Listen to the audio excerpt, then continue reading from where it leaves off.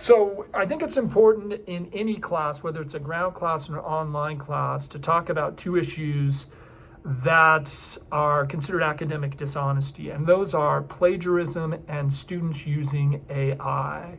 Now, I want to start off this video with kind of reassuring students because to some extent, I'm a really easy grader.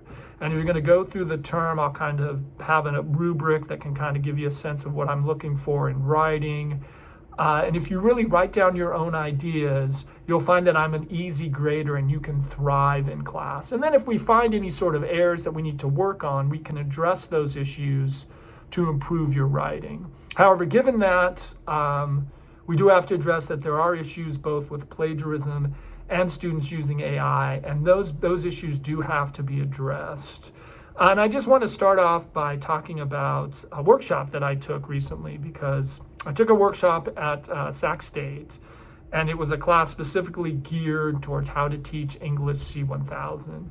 And one of the classes dealt with when instructors at Sac State go over their syllabus. And the number one thing that students just hated, this is at Sac State, but they hated when instructors went over their plagiarism policy, because they felt like instructors were basically saying, you've already done it, you're guilty, you've committed a crime, and here are the consequences. And Sac State said, instructors should be much more compassionate and caring towards when they're going over their plagiarism policy.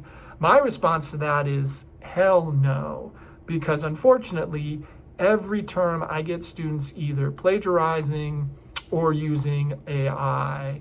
And, it is a problem. Now, one of the things that you should know is that we do use Turnitin.com in our class. Everything you're going to upload to Canvas and it'll go through Turnitin.com. And Turnitin.com scans through the internet, and it can tell if something has been a direct copy, if not. Now, there are AI detectors as well. And while the AI detectors, tend to be pretty accurate, if something comes up flagged as AI, over 50%, then we need to have a discussion to talk about why it came back flagged as AI. If you're worried about your paper being flagged as AI, it's important that you upload your paper as a Word document. Do not open it up as a PDF file.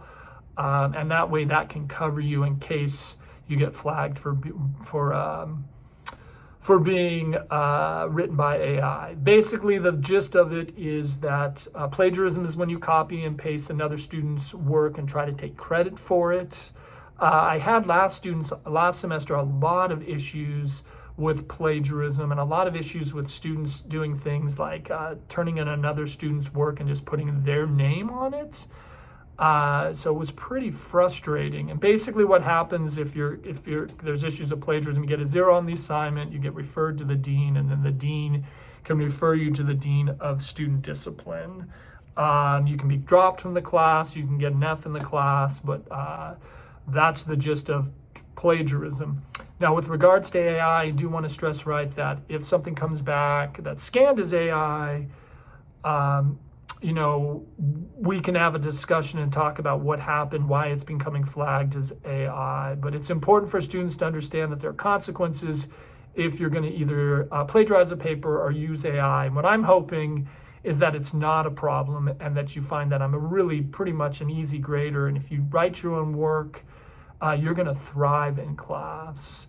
So I just want to make sure you've watched the video, kind of understand the consequences of AI, and you can and plagiarism, and you can just share your thoughts overall.